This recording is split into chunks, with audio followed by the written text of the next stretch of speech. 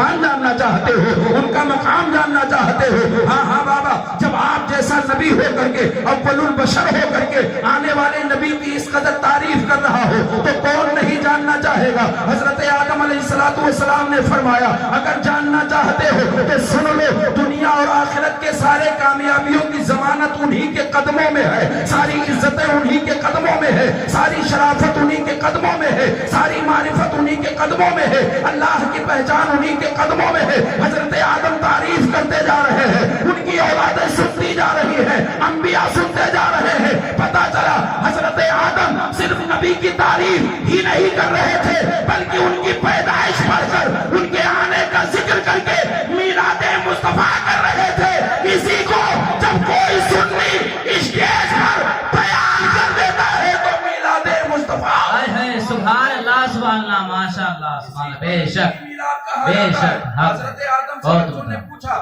بابا جان وہ نبی کتنی شان والے ہیں؟ کہا بس زیادہ نہیں بتا سکتا، اتنا سن لو کہ جب جنت میں تھا لغزش ہو گئی، فاز اللہم الشیطان، شیطان نے پھسلا دیا، لغزش ہو گئی۔ جب میں پھسلا اللہ نے مجھے سری لنکا کے پہاڑی پہ اتارا، حضرت حوا کو جدہ میں اتارا، باپ بھی کہیں ہے ماں بھی کہیں ہے، ایک دوسرے سے ملاقات ہی نہیں۔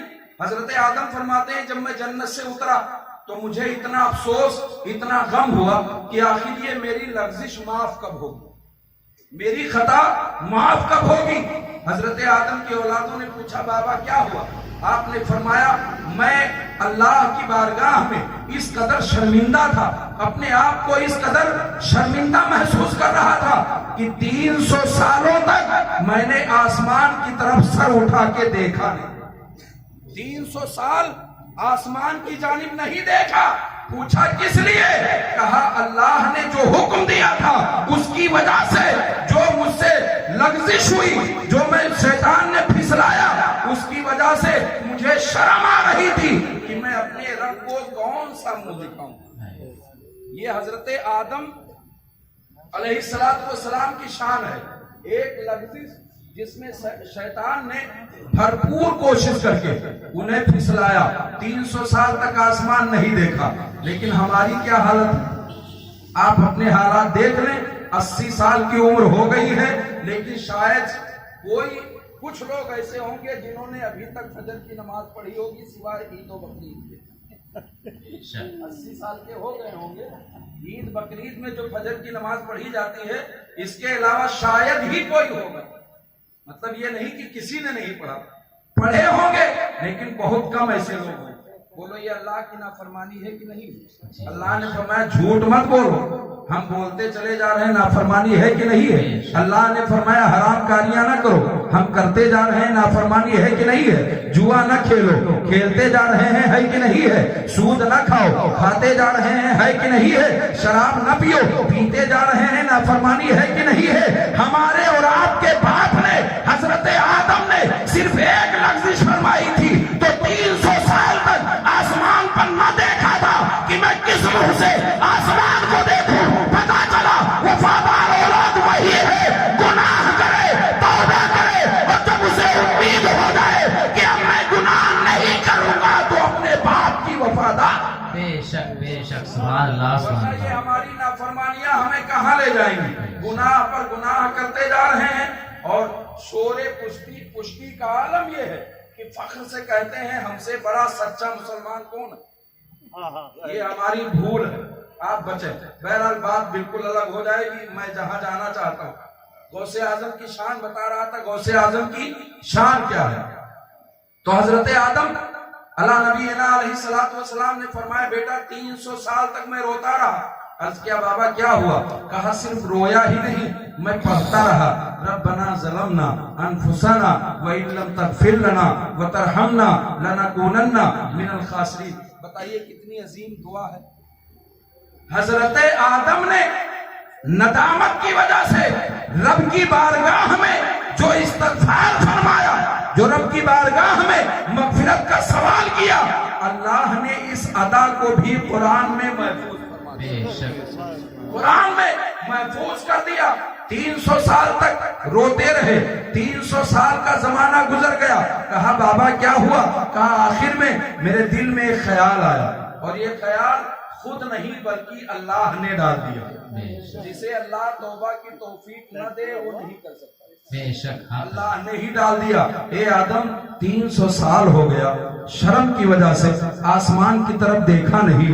वो बीवी जिसे मैंने तुम्हारी पसली से पैदा किया था, 300 साल हो गया, उससे मुलाकात नहीं है, उसने तुम्हें नहीं देखा, तुमने उसे नहीं देखा, और तुम्हारा ये रोना मुझे इस कदर पसंद आया, मैं माफ तो करना चाहता हूँ ए आदम, मैं दरगुजर करना चाहता हूँ, लेकिन मैं एक सबब चाहता हूँ, एक वजह चाहता हूँ, एक जरिया चाहता हूँ। कौन सा जरिया है? अल्लाह ने हजरत आदम के दिल में इस बात का इल्का फरमा दिया। ए आदम, अब तक रोते रहे, दुआ करते रहे, न सुनी गई, अब चाहते हो दुआ सुन ली जाए तो मेरे महबूब का वसीला दे दो, मोहम्मद के वास्ते से एक मर्तबा कहो तुम्हारी दुआ कबूल। हाय हाय, सुभान अल्लाह, बेशक।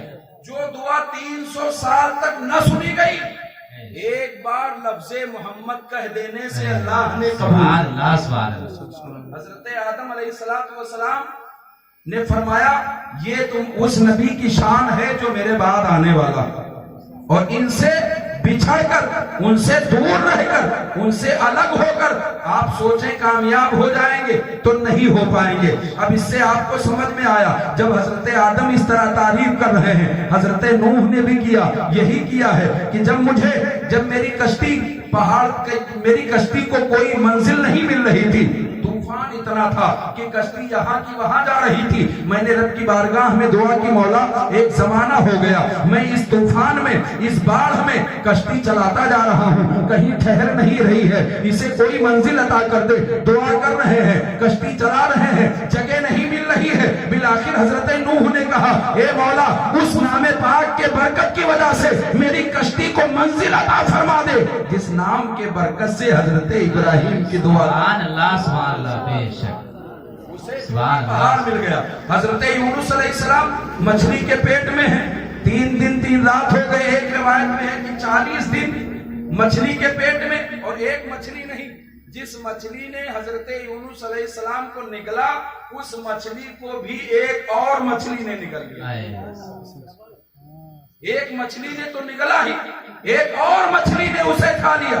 अब आप सोचिए कितने अंदर थे, कितने अंदर हैं, और दुआ कर रहे हैं ला इलाहा इल्ला अंता सुब्हानका इन्नी कुन्तु मिनज़ ज़ालिमीन, ला इलाहा इल्ला अंता सुब्हानका इन्नी कुन्तु मिनज़ ज़ालिमीन। ये वो अदा है जिसे अल्लाह ने कुरान में रखा, आज हम उसे पढ़ते हैं। हजरत नूह अलैहिस्सलाम, हजरत यूनुस अलैहिस्सलाम दुआ करते जा रहे हैं, मौला मुझे माफ कर दे, ए अल्लाह दरगुजर फरमा दे, ए अल्लाह मुझे नजरअंदाज कर दे, अल्लाह की बारगाह में कहते जा रहे हैं। फिर वही ख्याल आता है, हजरत यूनुस अलैहिस्सलाम सोच रहे हैं, 1 दिन हो गया, 2 दिन हो गए, 3 दिन, 4 दिन, 5 दिन, 10 दिन हो गया, 20 दिन हो गए, अब तो 40 दिन हो गया है, मेरी दुआ बाबे इजाबत से टकरा क्यों नहीं रही है? तो वही ख्याल आता है, ए परवरदिगार, उस नामे मुस्तफा की बरकत से अब मुझे इस मछली के अंधेरे शिकम से नजात अता कर दे, जिस नाम से तूने हजरत आदम। सुभान अल्लाह, बेशक, सुभान अल्लाह। इससे पता चला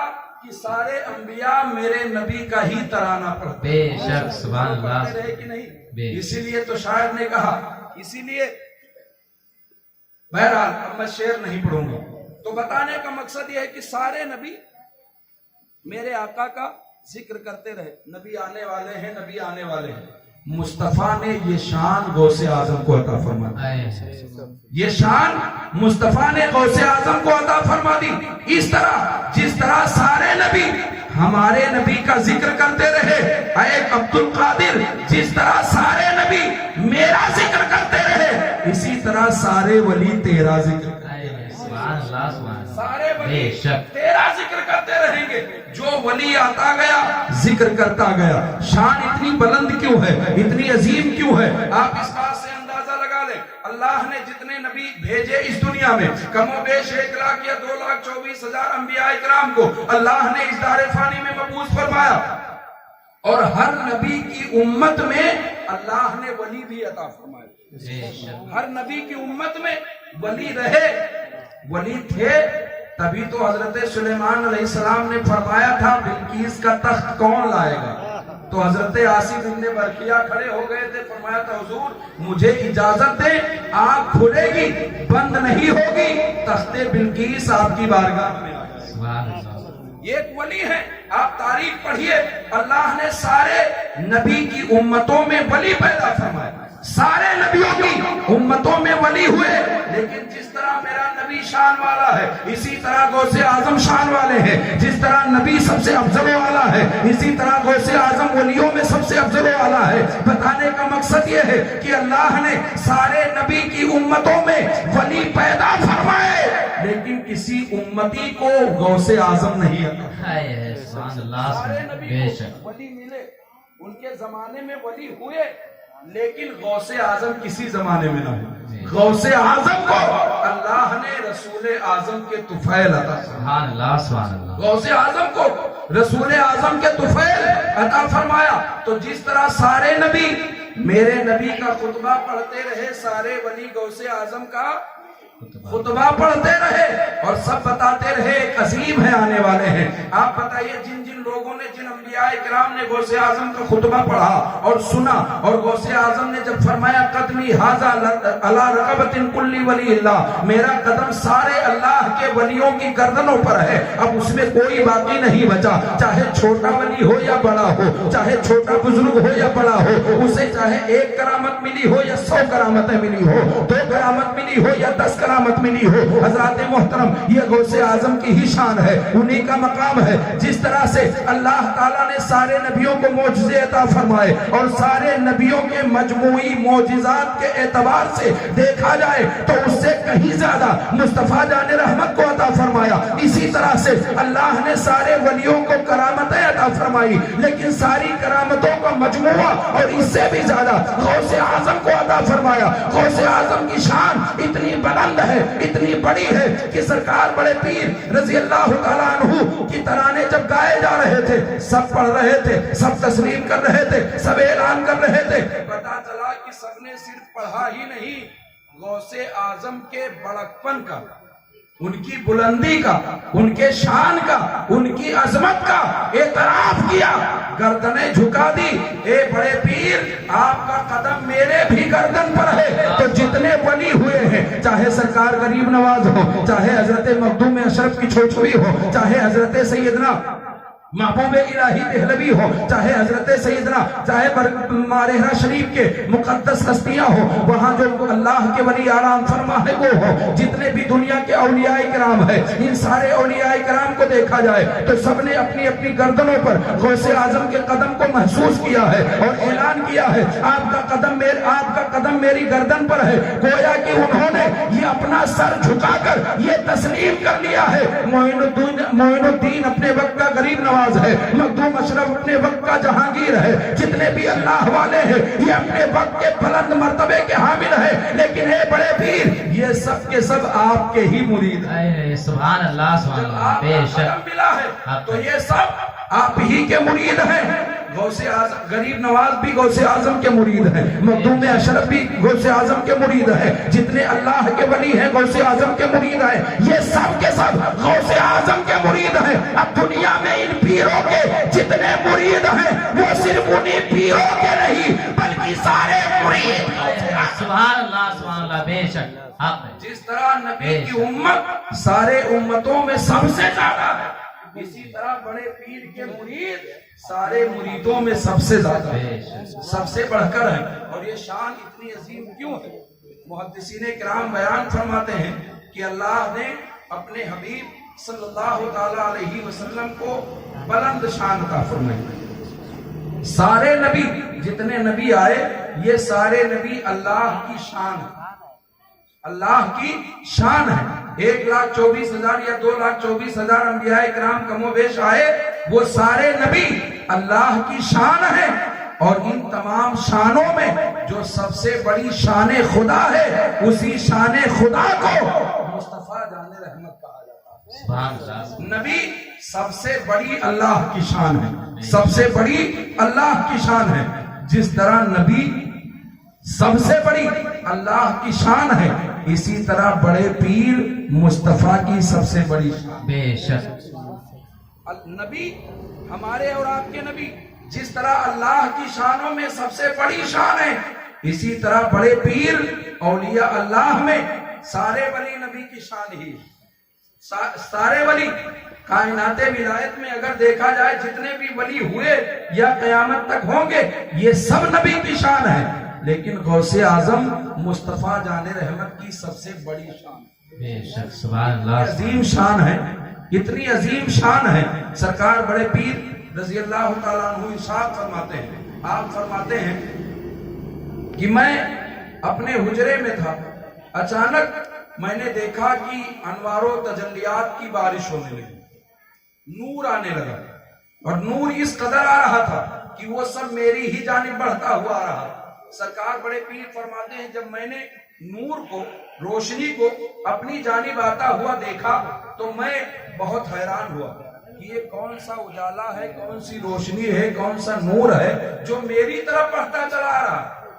जब मैंने उस नूर को अपनी जानिब आता हुआ देखा तो मैंने रब की बारगाह में दुआ की, परवरदिगार ये कौन सा नूर है, कौन सा उजाला है, कौन सी रोशनी है जो मेरी जानिब बढ़ती हुई आ रही है।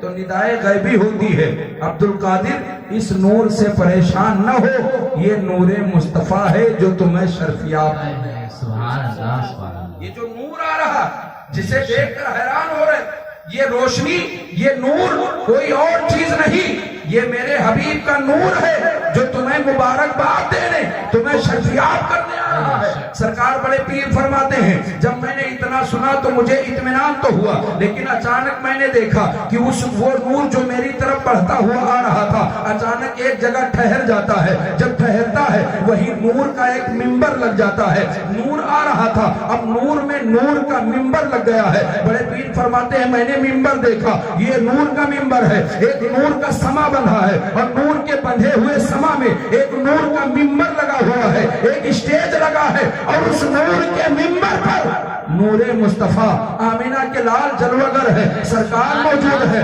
मौलाए कायनात मौजूद है। गौसे आजम फरमाते हैं, अब इसके बाद हमें होश न रहा, बेशक इसके बाद मुझे होश न रहा। बारगाह मुस्तफा से मेरा बुलावा आया, मुझे नबी की बारगाह में पेश किया गया। कौन ले गया? ले जाने वाला जाने और जाने वाला जाने। अब अगर लोग इसमें घुटना अड़ाने लगे, क्यों ले गया, कौन ले गया, किसने देखा, कैसे हुआ, तो ये हमारी दिमाग की खराबी नहीं है तो और क्या। जो अल्लाह इतनी अजीम शान दे सकता है, वो अल्लाह जो चाहे जिस तरह चाहे अपने महबूबों को नवाज सकता है। बेशक हम ये ना देखें कि हम किसकी बात कर रहे हैं। गौसे आजम ने कहा नूर आया, लेकिन गौसे आजम ने तस्दीक फरमा दी, मैंने रब की बारगाह में दुआ की, रब ने फरमाया घबराओ नहीं अब्दुल कादिर, ये मेरे हबीब का नूर है जो तुम्हारी तरफ आ रहा है, परेशान न हो। अब हम अब्दुल कादिर को नहीं देख रहे, अल्लाह को देख रहे। अब्दुल कादिर ने जो कहा ये दुरुस्त तो है ही, लेकिन अल्लाह ने अगर उन पर कलम फरमा दिया है तो हमें क्या तकलीफ। इनको परेशानी है, क्यों परेशानी है? सरकार गौसे आजम फरमाते हैं, नबी की बारगाह से बुलावा आया, मुझे पेश किया गया। जब मैं नबी की बारगाह में पहुंचा, आकाए कौनैन सल्लल्लाहु ताला अलैहि वसल्लम ने फरमाया, अब्दुल कादिर तुम ईरान में पैदा हुए, ईरान के एक गांव जीलान में या गीलान में आप पैदा हुए, और गीलान से सफर करके आप बगदाद आए, इराक आ गए, ईरान छोड़कर इराक आए, बगदाद में आए, यहाँ के मकीन हो गए, पढ़ाने लगे, दरसो तदरीस का काम करने लगे। लेकिन अब वो वक्त आया है कि इन लोगों को हिदायत की तलकीन करो। इसमें बहुत सारे गुमराह, बहुत सारे बेराह रो हैं, बहुत लोग भटके हुए हैं। अब्दुल कादिर इन्हें नसीहत करो। सरकार बड़े पीर फरमाते हैं, मैंने उसी में अर्ज किया, या रसूल अल्लाह मैं एक अजमी आदमी हूं, अरब का रहने वाला नहीं, इराक अरब के खित्ते में शुमार होता है।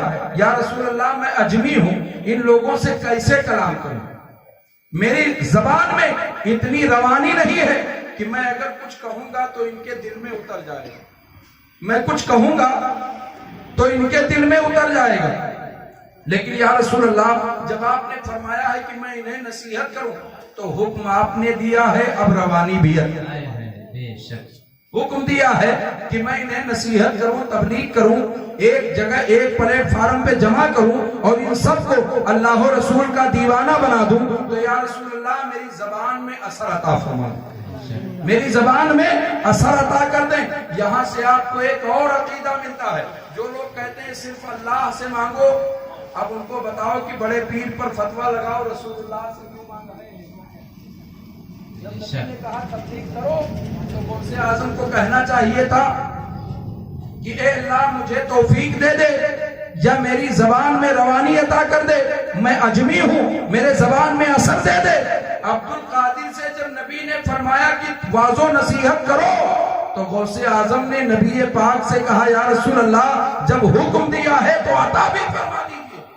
یہی تو ہم سنیوں کا مسلک ہے، جب ہمیں کوئی ترکیب نظر نہیں آتی تو آمینہ کے لال کی بارگاہ ہمیں جھولی پھیلا دیتے ہیں، مشکلیں آسان۔ سبحان اللہ سبحان اللہ، بے شک یہی تو اللہ والوں نے ہمیں سبق دیا ہے۔ بے شک۔ بڑے پیر نے کہا اب اس کی مثال آپ بالکل اس طرح سمجھ لیں، حضرت موسیٰ علیہ السلام کچھ بے چینی ہو رہی ہے کیا؟ آپ لوگوں کو بے چینی تو نہیں ہے؟ نہیں اگر نیند آ رہی ہو تو ختم کر دیا جائے۔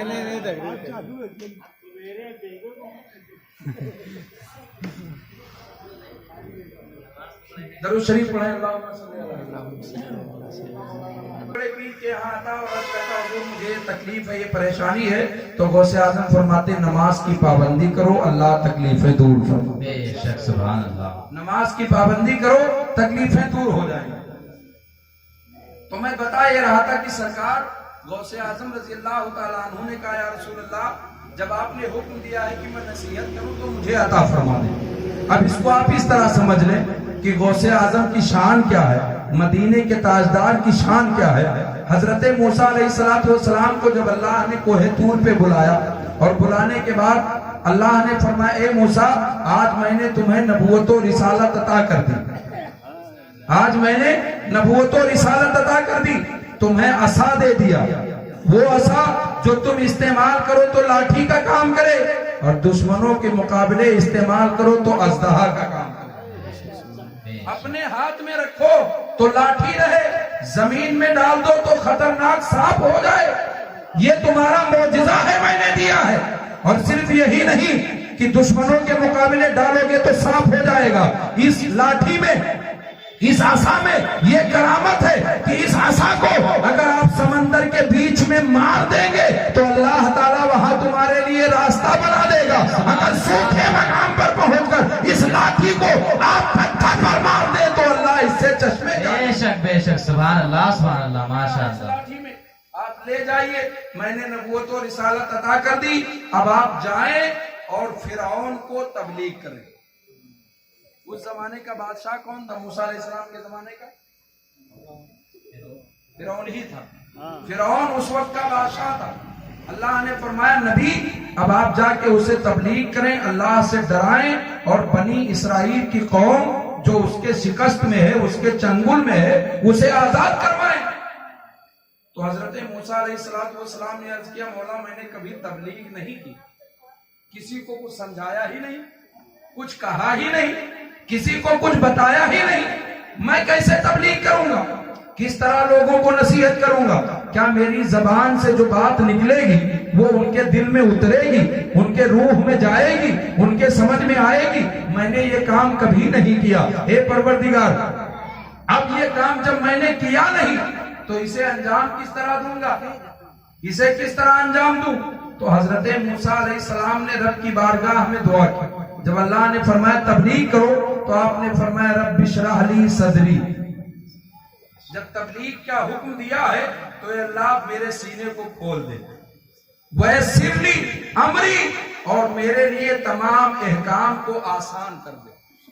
یہ حضرت موسیٰ نے دعا کی اللہ سے کہ میرے سینے کو کھول دے, میرے لیے آسانی پیدا فرما دے, میرے زبان میں قوت عطا کر دے, تاثیر عطا کر دے, اور ایسی تاثیر دے دے کہ میں جس سے جو کہوں اس کے کان سنیں اور سننے کے بعد دماغ میں جائے, پھر اس کے دل میں اتر جائے. حضرت موسیٰ علیہ السلام نے اللہ سے دعا کی, مولا تو نے جب مجھے تبلیغ کا حکم دیا ہے تو اب اس کا اثر بھی دے دے. اللہ نے انہیں وہ اثر دے دیا, وہ تاثیر دے دی, ان کا سینہ کھول دیا, ان کے زبان میں روانی پیدا فرما دی. اللہ نے جب حکم دیا تو اس نے حضرت موسیٰ کو روانی عطا فرما دی. آج جب بغداد میں رسول اللہ نے غوث اعظم کو حکم دیا تو غوث اعظم نے بھی کہا یا رسول اللہ آپ مجھے اس کی روانی عطا کر دے. کل اللہ نے موسیٰ کو دیا تھا, آج رسول اللہ نے غوث سبحان اللہ سبحان اللہ, بے شک اللہ نے سبحان اللہ موسیٰ علیہ السلام کو دیا اور رسول اللہ نے غوث اعظم کو دیا. اللہ نے جب روانی عطا فرمائی زبان میں تو عالم کیا ہوا؟ عالم یہ ہوا کہ حضرت موسیٰ علیہ السلام جب کسی سے کلام کرتے, کسی سے بولتے, نصیحت کرتے, ایک بار کہتے, اس بات کو دوبارہ سمجھاتے نہیں. اثر یہ تھا کہ کان سنتے روح تک اتر جائے, یہ اثر ہو گیا. اور جب مصطفیٰ نے غوث اعظم کو عطا کیا, زبان میں روانی دی, تو کس طرح دیا؟ غوث اعظم نے کہا یا رسول اللہ کچھ عطا کر دے. آقا نے فرمایا اپنا منہ کھولو. نبی نے اپنا منہ کھولا, 7 مرتبہ مدینے کے تاجدار نے لعاب دہن غوث اعظم کے منہ میں ڈالا. سبحان اللہ سبحان اللہ, اپنا تھوک شریف ڈالا. یہ کوئی دوا ہے؟ زبان صاف کرنے کی کوئی مشین ہے؟